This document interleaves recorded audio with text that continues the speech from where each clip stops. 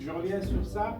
Si par exemple j'ai une fonction f égale a carré ou je veux dire a bar ou bc c bar par exemple ou ac. Voilà, j'ai trois termes. Ça va? J'ai a, b, c et j'ai trois là. Donc si je réalise ma fonction, peut-être je peux la réduire. Hein. Je ne vais pas réduire, je vais juste en fait au niveau de l'implémentation. Si je prends cette fonction-là, je vais directement l'implémenter, donc avec telle qu'elle est. Donc je vais prendre le A, le B, le C. Donc A, j'ai besoin d'une inversion. Ok, j'ajoute ici un inverseur. Le B, je n'ai pas besoin. Le C aussi, j'ai besoin d'une inversion. Ok, voilà. Après, j'ai A bar, tout court, ou logique avec BC bar, ou logique avec C. C'est-à-dire, le tout, c'est quoi? C'est un OU avec trois entrées. Donc, je peux dire, j'ai besoin d'un OU avec trois entrées. Ça va? Ça. Maintenant, chaque terme, c'est quoi? Celui-là, c'est un A bar direct. Donc, je prends A bar directement à la première entrée. Ça va? Ça, c'est A bar. A bar. J'ai B, C bar. Donc, j'ai le C bar, il est là. Et bien, je prends le B. OK. B, C bar. Et j'utilise un E. Donc, pour former ce terme-là. Ça, c'est C bar. Ça, c'est B. Là, j'ai B, C bar directement. Ça va? Je prends celui-là à la deuxième entrée. Et le troisième, c'est AC. Donc, je prends le A ici. Je prends le C à partir de là. Hop. Je crée un E, et ce sera la troisième entrée, et ça c'est ma fonction f. Ça va? Donc ici, si je veux réaliser ça dans un circuit, il me faut quoi? Il me faut un circuit intégré avec des OU, des OR, à trois entrées. Ok? Donc j'achète un circuit intégré. Peut-être en général il y en a deux ou quatre, ça dépend. Je vais acheter un autre circuit intégré avec des et à deux entrées. Okay. Donc c'est un AND avec deux entrées. Et je dois acheter aussi un autre circuit intégré avec des notes. Ça va? Donc j'ai trois types de circuits intégrés. Et à l'intérieur, je dois regarder lesquels. Si je travaille avec la famille 74, donc 74, je ne sais pas, 00 pour nous donner les NAND et ainsi de suite. Mais en général aussi pour les notes, je vais avoir un circuit, peut-être qu'il y en a soit 2, soit 4, soit 8. Si j'achète un, deux, à mon avis, les notes, il y en a 4, 8 et ainsi de suite. Je vais utiliser 2, mais il restera peut-être d'autres que je ne vais pas utiliser. Donc ces trois circuits intégrés, lorsque je les utilise, ils ne sont pas optimisés. Pourquoi? Parce que si je prends ici avec deux ou logiques à l'intérieur, là je vais utiliser un et l'autre il reste. Mais le circuit intégré, il est là. Pour les et, si j'en ai 4, je vais utiliser 2, il y en a 2 que je ne vais pas utiliser. Et les inverseurs, si j'en ai 4 ou 8, je vais utiliser 2 et les autres, je ne vais pas les utiliser. Ça va fonctionner, mais au niveau d'optimisation, peut-être c'est pas bon. Donc l'idée en fait, c'est que n'importe quel circuit, je peux la réaliser avec des NAND. Donc les NAND, c'est des portes universelles. N'importe quelle fonction. D'accord? Les notes, c'est les noms et. Ok? Note AND, les NAND. Le NAND, c'est quoi? C'est un et, mais inversé. Ça va? Alors n'importe quelle fonction, je peux la réaliser comme ça, mais je vais utiliser la loi de De Morgan. Alors cette loi me permet de, comme je dis, j'utilise deux fois l'inversion. Ça veut dire, si je prends f, et je dis, je l'inverse deux fois, égale à f. Donc je vais trouver en fait une expression à f qui est équivalente. Seulement, ça me permettra d'utiliser un seul type de porte. Ça va? Alors, si je prends cette expression-là, je vais rentrer les deux inversions. Je vais l'écrire.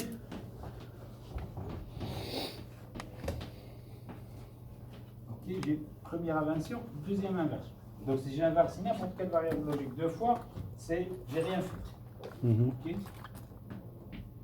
Alors, je fais rentrer la première.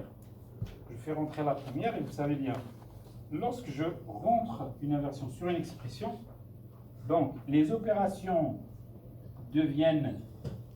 Donc je peux rentrer l'inversion sur chaque terme, et je modifie un petit peu les opérations.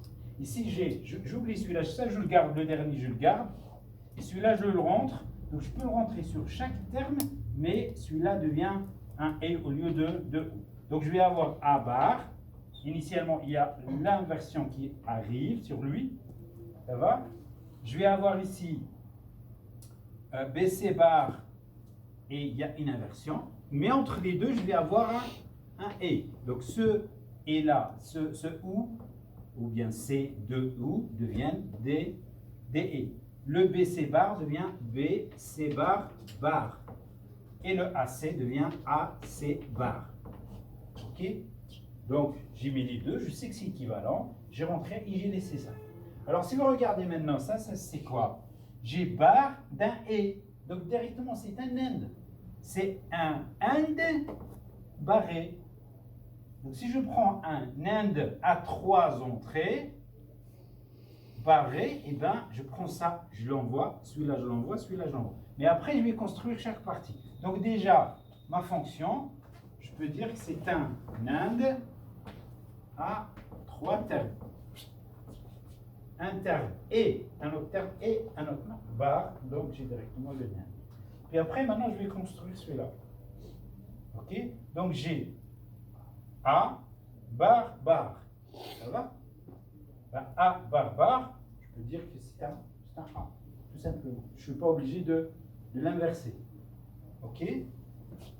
Ici, donc je peux mettre directement un A ici. Ça va?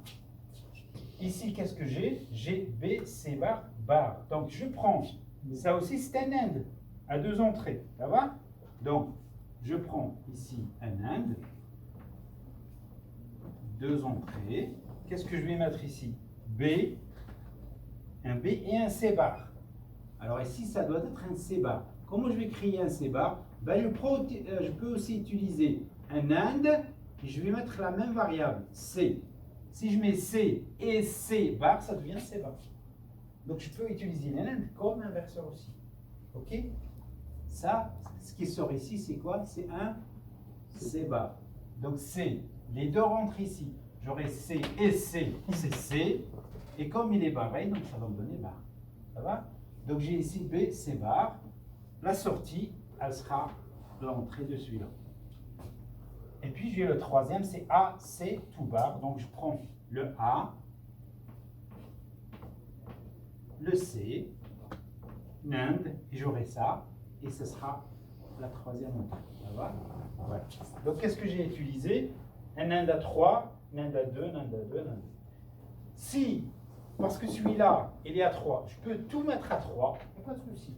Ou bien, au lieu d'utiliser ça, je peux mettre des NAND à 2 entrées, l'un derrière l'autre. Mais, si j'achète un circuit intégré avec 8 entrées à 3, j'ai 1, 2, 3, 4. Déjà 4, ça suffit.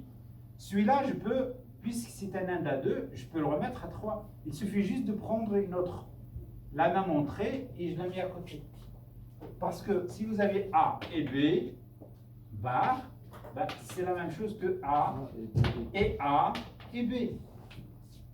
Donc je peux prendre ici, pour que ça soit le même circuit intégré, j'utilise les mêmes composants. Donc celui-là, je vais ajouter, au lieu d'utiliser un AND à 2 entrées, comme moi j'ai un circuit intégré où il y a des NAND à 3, et ben je peux dire, ok, je vais utiliser ici 3, et j'aurai le B qui est là. La même chose ici, je vais mettre 3, les 3 à C, j'aurai C bar. Ici, je vais mettre un 3, soit je le mets à C ou à A, la même chose. Et voilà, j'ai un 3, 3. C'est les mêmes. Si j'achète un seul circuit, d'accord, avec 4 NAND à 3, donc, fera l'affaire pour ma fonction. Et donc, c'est dans le sens où on doit je veux dire, réaliser des prototypes optimisés qu'on utilise cette approche. Ça va? Donc on peut tout, n'importe quelle expression, je peux la rendre ou la réaliser avec toujours des NAND.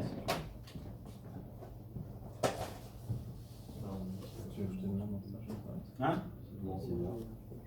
Ouais. On s'arrange avec mon chef. Je sais pas si je le nom AB. Ici, il y a un petit nombre, c'est pas grave. Ce que je veux dire, c'est que j'ai un Inde à 2 entrées. Eh bien, si j'utilise un 3, je peux juste.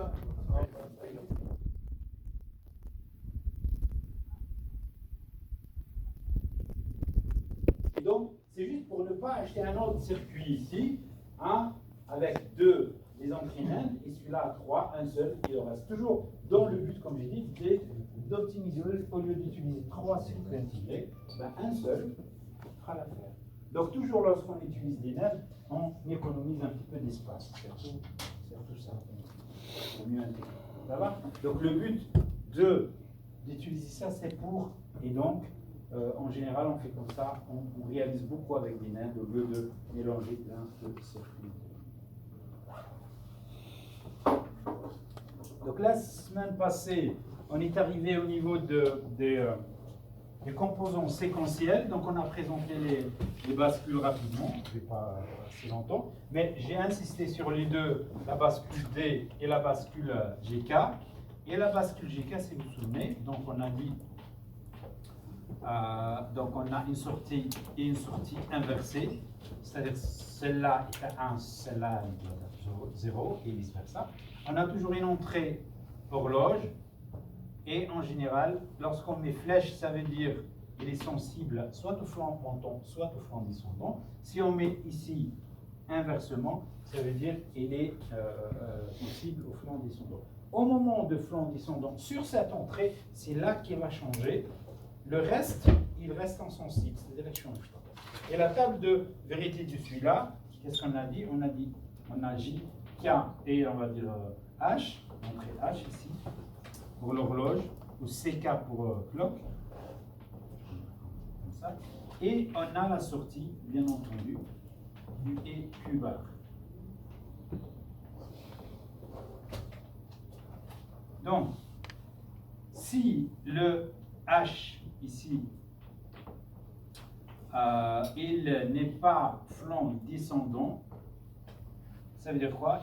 Fonction bar, c'est-à-dire il n'est pas. Dans ce cas-là, on s'en fout des GK, toujours Q garde sa valeur précédente, Q bar garde sa valeur précédente. C'est-à-dire qu'il n'y aura aucun changement. Tant que je suis, si je représente l'horloge comme ça, hop, hop, hop, hop, hop, c'est un signal périodique. Là, il y a un changement, mais à part cet instant-là, toute cette période-là, ou cet instant-là, juste avant le flanc, il n'y a rien, il n'y a pas de changement. Donc, si je ne suis pas au moment de flanc descendant, ou le front descendant, eh bien, n'importe quelle valeur de J et K, j'ai directement les mêmes états précédents.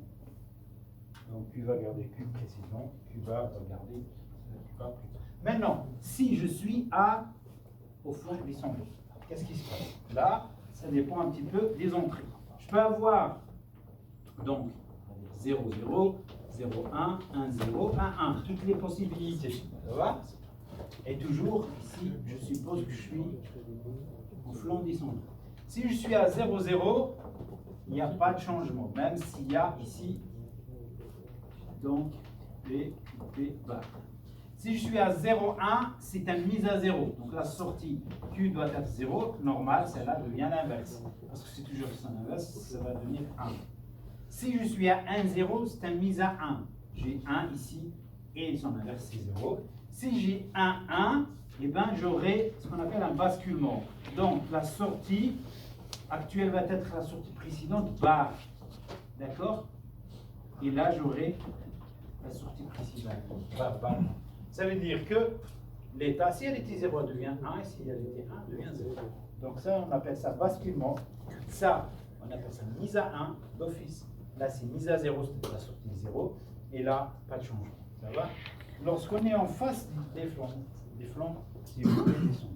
Si on est dans le reste, on garde toujours les mêmes états. Ça, c'est la bascule GK. Et puis, on a dit, on va explorer cet état de basculement pour créer des compteurs. Donc un compteur, c'est quoi? C'est un ensemble de bascules qui travaille à cet état. C'est-à-dire on met directement l'entrée J et l'entrée K à la valeur 1, et puis après, on va voir que, si vous voulez, on aura basculement à chaque fois. Et on a vu, donc si on suppose que vous avez écrit, pas intéressant ce qu'on voulait. Hein. C'est une fenêtre qui est ouverte.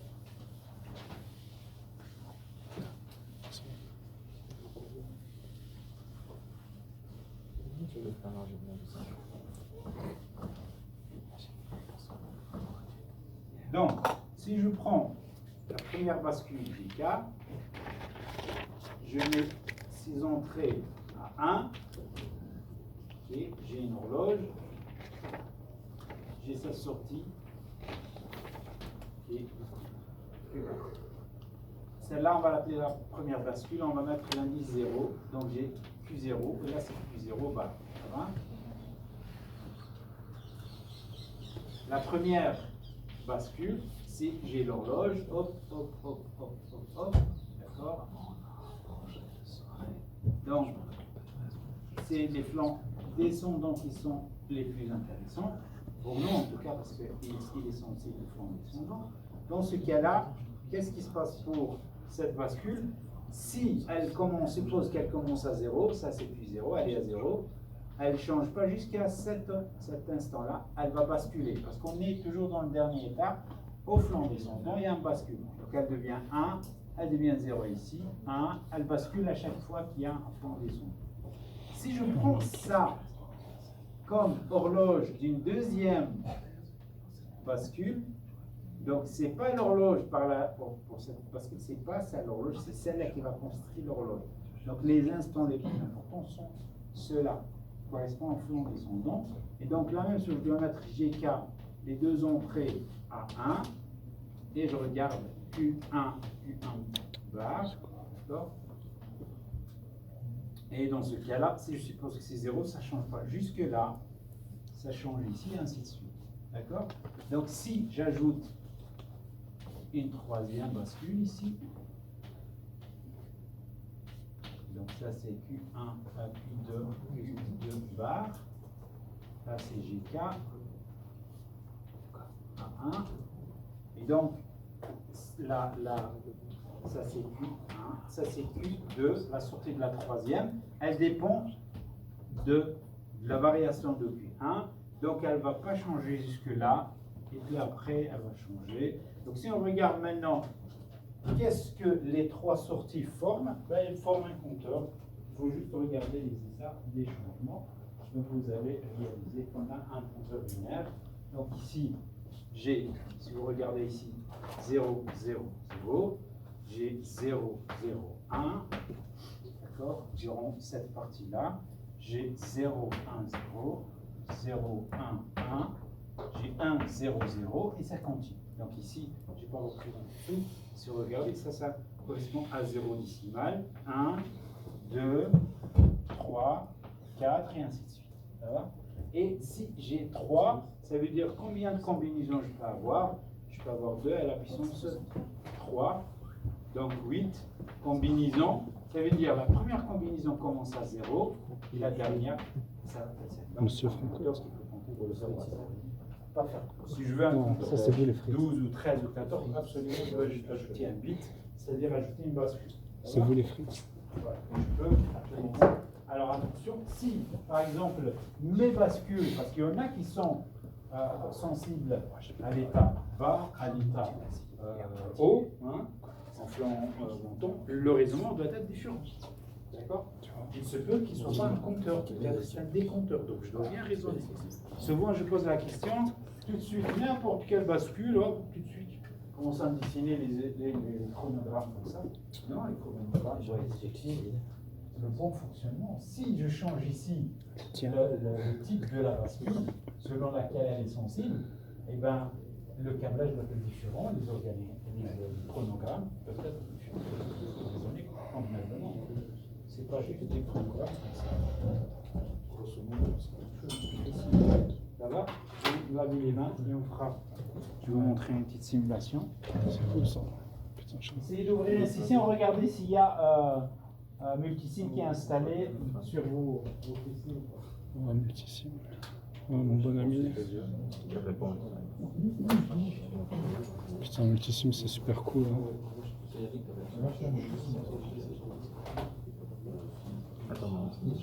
Putain, je comprends rien au secours. Putain.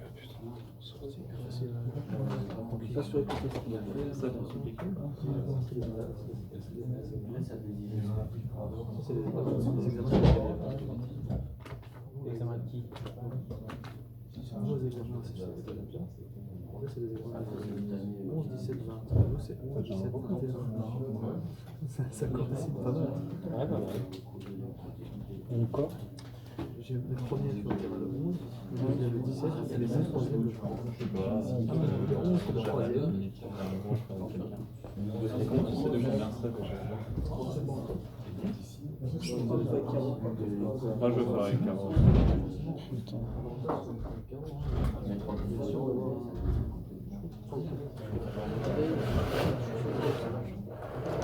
Oh merde.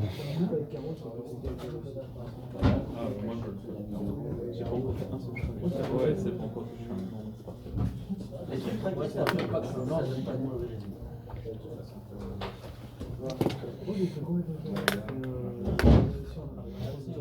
C'est quoi 2 Putain, c'est chinoise.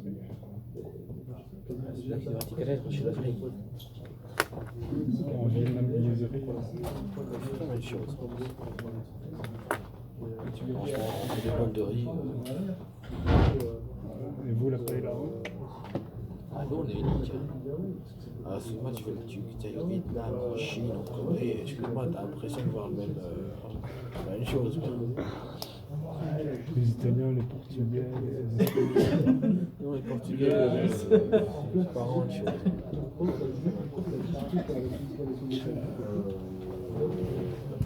Il va y avoir une manipulation. C'était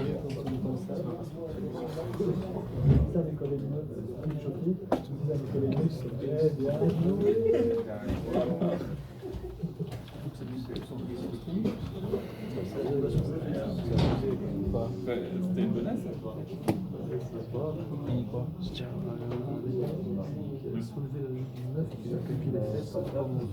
Cool. Pendant le cours. Pendant le cours de français. Attends, Juste comme ça, il a quoi comme punition pour avoir fait ça? En plus, mais il a fait comment avec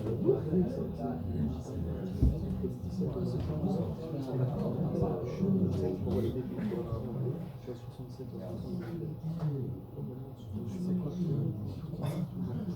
La Vierge fidèle. Attends, tout timide, tout gentil, il met des claques aux fesses.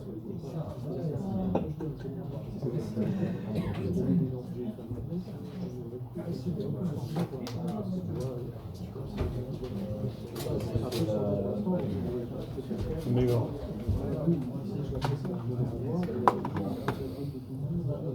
Vous avez pas là?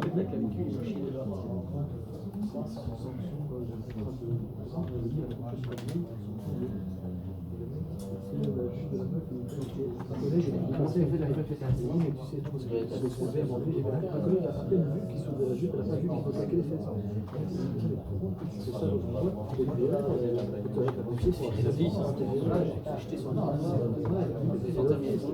Attends, mais la fille, elle a réagi comment? c'était bien, et puis après, elle est venue voir, parce que je veux dire, c'est vraiment, c'est moi qui rigole, je suis un peu choqué, mais il a quand même, parce qu'il est sur et la réaction que j'ai, nous, même le frein aussi, elle éclate aussi. Si, ça tu peux pas dire, c'est J'ai la dit même par contre, chose. c'est la pression. Ok, là, je vais Par contre, si elle te reste prof et qu'elle te claque, c'est normal. Il est possible qu'on n'a pas Mais il a dû faire ça clairement avec une norme. Non, mais Pour faire ça, il est tout jeune. il a 16 ans, 15 ans. Ouais, bon.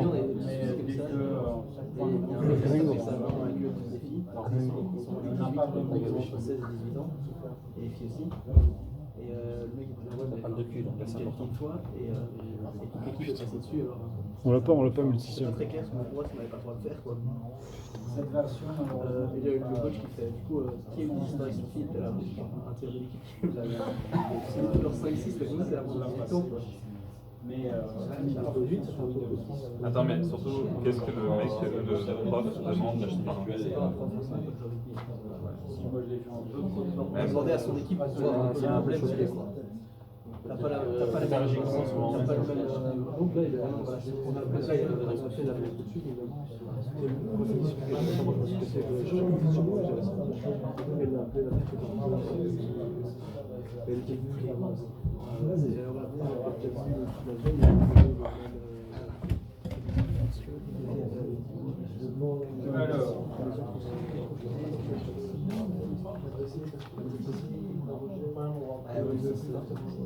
donc ici, un premier exemple, j'ai une base multiplicable. Donc on a mis, si vous regardez ici, le J et le K sont reliés à un logique. Un logique ici, donc c'est une tension qui est constante, 15 volts. Normalement, à partir de 5 volts, il faut voir un peu. Je veux dire, si il s'agit de TTL, ça veut dire directement c'est 5 volts, mais à partir de 5, ça peut fonctionner un peu aussi. Donc, dans le clock, ici, l'entrée clock, il y a une entrée de type horloge, je veux dire rectangulaire, avec une certaine fréquence, et l'étape sortie, elle est liée à un type probe qui permet, donc elle va s'allumer lorsque celui-là est égal à 1, et lorsqu'il est égal à 0, ça veut dire il est. Et donc pour vérifier un petit peu la table de vérité. Alors ici, le clear, c'est ce qu'on a dit, il y a un clear et un set preset. Le clear, c'est une entrée prioritaire asynchrone pour effacer la bascule, c'est-à-dire pour mettre la sortie à 0. Et il y a une autre, normalement, qui est preset, qui lorsqu'on met à 0 aussi, donc elle va mettre à 1. Okay. C'est-à-dire elle n'est pas synchronisée. Voilà. Au moment où on joue sur celle-là, d'office c'est 0. Et c'est celle-là qu'on va utiliser pour une remise à 0. Parce que si vous utilisez par exemple 3 bascules, vous allez avoir d'office un fonctionnement d'un compteur de 0 à 7. Mais moi, je veux qu'il compte de 0 à 5. Donc, je peux, avec une fonction de remise à 0, c'est-à-dire, lorsqu'il a 0, 1, 2, 3, 4, 5, je le laisse. Et lorsqu'il arrive à 6, je l'oblige à revenir à 0. Comme ça, il n'affiche pas 6. Donc, de 5, il revient à 0. Et c'est cette entrée-là qu'on va exploiter. Ça va? Lorsqu'on le met comme ça veut dire elle n'aura pas d'effet parce qu'on la met à 1. Si on le met à 0, 1 versus 1, là, elle aura un effet. Mais ici, comme elle est à 1 versus 0, elle n'a pas d'effet. Ça va? Donc, si j'exécute ça,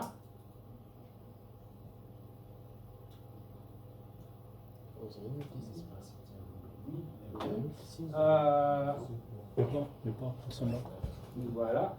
Donc, si j'exécute, donc ce qui va se passer, c'est que donc il y a l'horloge avec une certaine fréquence, et donc à chaque fois il y a un basculement. Donc une fois elle est à 1, une fois à 0, c'est pour ça qu'elle s'éteint, elle s'allume. D'accord? Parce que celui-là, à chaque fois qu'elle passe vers le soit flanc montant, soit flanc descendant, il faut voir un petit peu, je dois cliquer pour voir les propriétés. Si c'est négatif, donc ça veut dire que c'est une bascule qui est sensible à l'état bas. Sinon à l'état haut, mais de toute façon, puisque ces deux-là sont, l'entrée J et l'entrée K sont à 1, ça veut dire qu'on est dans le mode bascule. C'est pour ça qu'elle s'allume, elle s'éteint, ainsi de suite, selon la fréquence. Si je veux qu'elle fonctionne plus rapidement, si je mets ici, par exemple, 100 Hz, et donc, ça va être plus rapide. Ok, voilà. Si je prends 3 comme ça, donc je peux réaliser, si vous voulez, mon compteur. Je vais prendre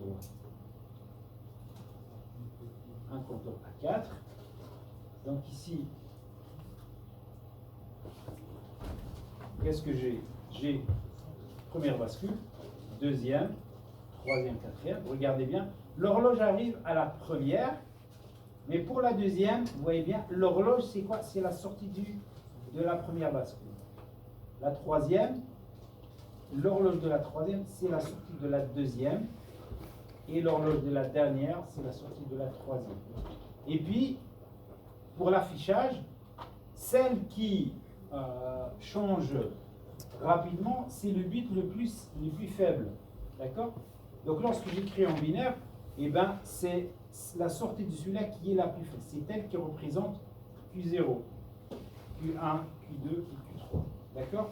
Donc c'est celle-là la plus faible. Donc ici, si vous regardez, donc je prends la sortie ici, hop, et je le mets ici. Donc ça, c'est la sortie qui correspond à la première, à U1. Donc c'est X1.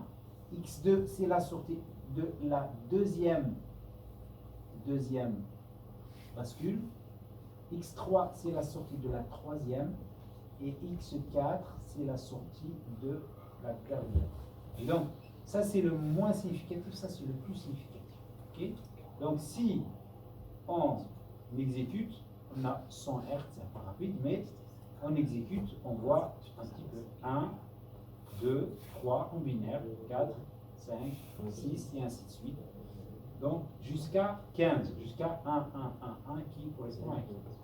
Si on prend ces sorties-là et puis on va les mettre dans un afficheur, ce qu'on appelle un afficheur 7 segments. Donc cet afficheur-là, c'est juste pour la simulation. En réalité, normalement, on doit ajouter devant lui, donc le vrai afficheur 7 segments, il y a un décodeur BCD 7 segments qui convertit la valeur décimale codée binaire vers une représentation décimale. Vous voyez ici, ces afficheurs contiennent 7 segments. Donc il y a 1, 2, 3, 4, 5, 6 et sur le milieu 7. Et chaque fois, il y a un ou plusieurs qui vont, si vous voulez, s'activer pour afficher. Si par exemple on a 0, il faut que le décodeur active quoi? Active tous les segments sauf celui au milieu. Et donc lorsque c'est 1, il active seulement ça et ainsi de suite. Et genre une table de conversion. À chaque fois qu'on a une valeur binaire, elle va donner une valeur qui correspond aux segments qui doivent être activés pour, si vous voulez, pour afficher la valeur décimale d'une manière correcte. Sinon, on peut acheter directement celui-là avec son décodeur BCD 7 segments. On les met à côté, ça fonctionne. Ici sur Multisim, donc celui-là, c'est un peu juste virtuel. Ça nous permet, une fois qu'on met vraiment directement les bits ici, ça c'est le moins faible, ça c'est le plus faible. Donc ça normalement c'est X1, si je suis un pour cette valeur-là, on voit bien que c'est X1, et celui qui est là, le dernier, ça doit être X4. Regardez bien, c'est X4, ça va? Et donc si on exécute, donc on aura un comptage 0, 1 jusqu'à F. Parce qu'après il affiche en décimage. À partir de 9, donc il y a A, B, C, D, F, ça sera la dernière valeur. Et puis il revient à 0, donc la même chose. Donc, alors si maintenant on veut réaliser par exemple un modulo, comme on a dit l'autre fois, 13, ça veut dire modulo 13, il va compter de 0 à 12. Un modulo 10, il compte de 0 à 9. Ça va? Donc il faut qu'il affiche convenablement le 0, le 1, le 2, jusqu'à exactement 12.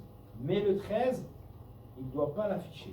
Donc le passage au 13, ça doit être directement passage à 0. Donc on va explorer le code de la valeur 13 pour faire la remise à 0. Donc on doit écrire 13 donc pour réaliser cette fonction-là.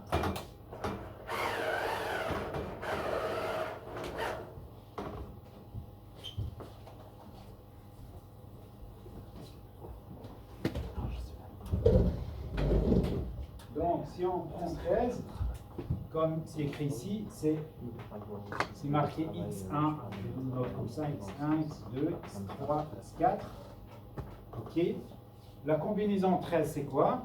Donc ici, j'ai 1, 8, 12 et 13. C'est bien ça, en binaire. Oui? OK.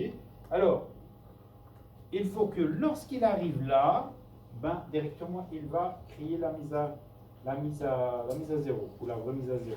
Donc, je prends X1 telle qu'elle est, parce que c'est 1. Je prends x2, mais je vais l'inverser. Je prends x3 telle qu'elle est, et celle-là telle qu'elle est. Je vais les mettre dans un et logique. Ok. Hop. Donc, lorsque j'arrive à cette combinaison, j'ai 1. Celui-là inversé, ça devient 1. 1 et 1 et 1 et 1, ça va donner 1. Je l'inverse, ça va me donner 0. Donc, cette sortie-là, elle ne sera égale à 0 seulement lorsqu'elle arrive à 13. Si vous essayez 0, elle ne va pas donner 0 ici, elle va donner 1. Vous essayez toutes les combinaisons jusqu'à 13, il n'y a aucune qui permet de donner 0, que la combinaison 13. 13, elle va me donner 1, mais inverser 0. Si je le mets à l'entrée clear, comme il y a une petite boule, il va s'inverser 1, et là il va faire son effet, il va initialiser, mais je dois le rentrer à toutes les bascules. D'accord? Donc si, à partir de là, on voit bien qu'il n'y a pas de remise à 0, donc je dois prendre ces sorties-là, je vais chercher d'abord un élément, si vous voulez, un et logique à 4 entrées, et inverser. Sinon, je ne trouve pas, je peux me faire à 2 entrées.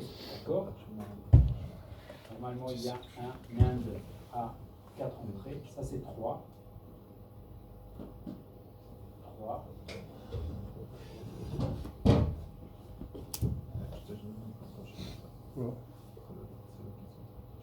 Il y a moyen de faire une recherche directe. Ça s'appelle TTL. Alors. Je veux dire, ça c'est toute la famille TTL, donc là il y a tous les composants. La famille TTL 74, c'est une technologie qui utilise 0,5 volts. Le CMOS utilise d'autres valeurs au niveau des. Mais au niveau logique, c'est la même chose. Je peux représenter, c'est juste au niveau de la réalisation. Je vais acheter des composants, soit voilà. Ici j'ai un NAND avec 4 entrées, donc je vais l'utiliser ici. Hop. Voilà. Alors, qu'est-ce qu'on a dit? Je vais prendre ici la première X1, je vais la prendre telle qu'elle est. Ça veut dire, je vais relier ça à X1. X1, il est où? C'est celui-là. C'est la sortie de la première. Ici. Hop. Donc, j'ai pris de là, sortie de la première, je l'ai mis en entrée. Après, X2, je dois l'inverser. Ben, au lieu de l'inverser, je prends directement la sortie inversée, parce qu'elle est disponible. D'accord? Donc, je prends ici cette sortie-là.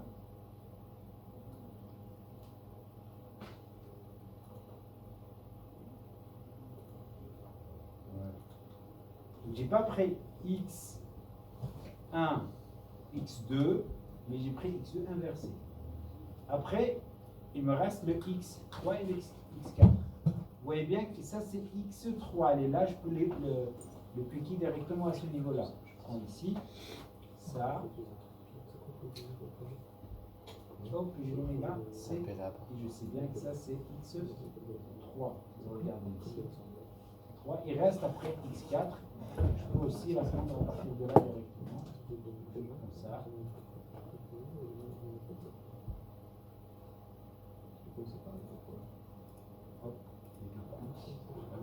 Donc ici, ce que j'ai pris une fonction qui est Q1 direct, Q2 bar, Q3 et Q4 avec un et inversé. Lorsque ça arrive à 13, normalement, donc ça va donner un 1 inversé 0. Après, je prends ça où?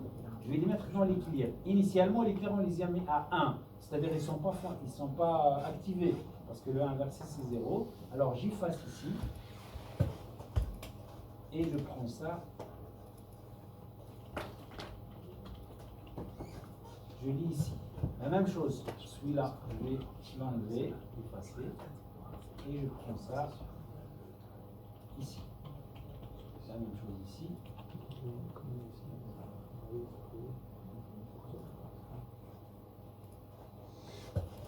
Et je peux directement le mettre ici. Et le dernier.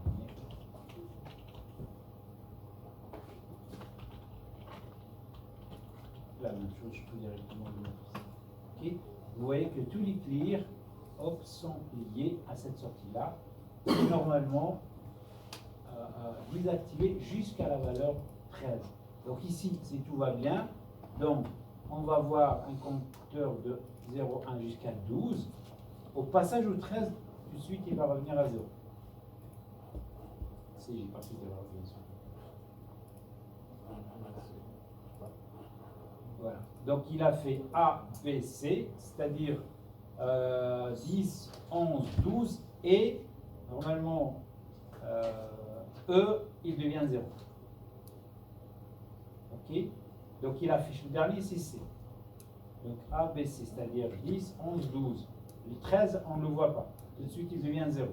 C'est la valeur 13, on voit un petit retard, mais on ne voit pas l'affichage. Ce moment-là que les entrées asynchrones interviennent pour faire une remise à 0. Ok. Si vous auriez pu utiliser 11 ou Bien sûr, 12 ici, je me suis dit, on va fixer, allez, on va réaliser un module 13. Ça dépend du code. Si je te dis, allez, tu réalises un module 11, là, tu prends la combinaison 11, tu fais ta fonction, et bien 11, tu vas remise à 0. Donc il va compter de 0 à 10, c'est-à-dire de 0 à 9, à, et puis après, il devient 0. Donc ça, c'est un exemple. Je dis, on va réaliser, donc on veut, d'accord, on veut réaliser un modulo 13.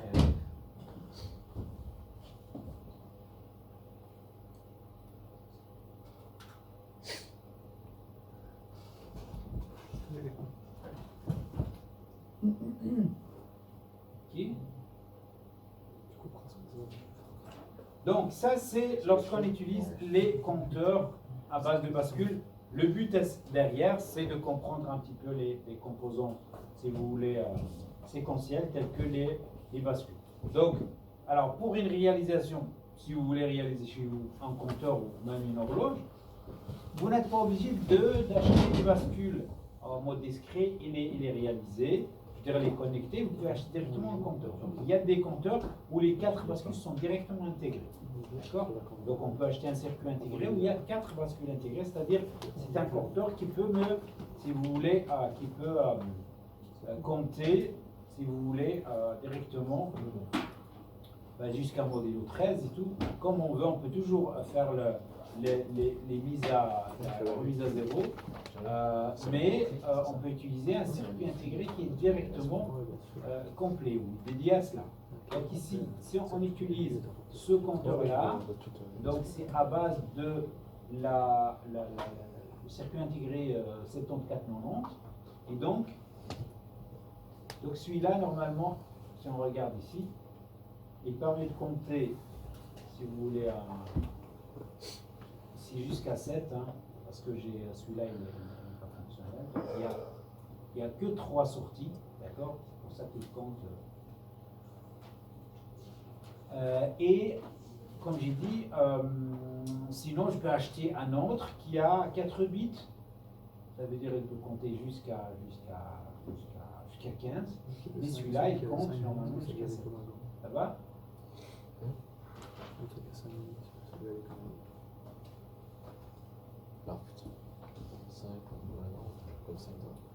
Si on regarde ici, si je veux réaliser un compteur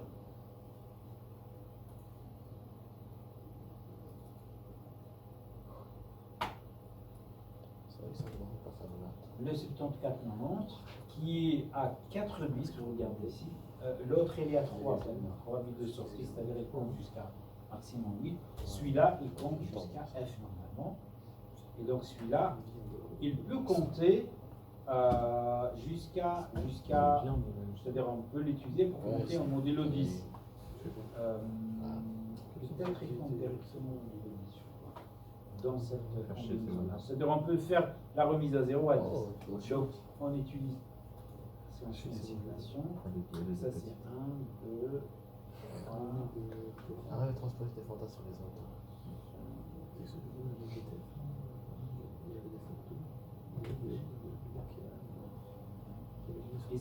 Donc c'est un modèle 10 d'office, d'accord? Mais bien entendu, il faut, si il va me donner, toujours on va utiliser ce bit-là 1 ici, d'accord? Et le dernier, c'est celui-là qui permet un petit peu de, si on utilise par exemple un comptage à 2 digits, donc une fois que je serai à 9, 10, j'incrémente celui-là, 1, et ainsi de suite. Donc je peux compter 0, 1, 2, 3, jusqu'à 10, 11, 12, 13, 14, et ainsi de suite. Donc il y a le dernier bit, en fait, qui ressemble à, si vous voulez, au report.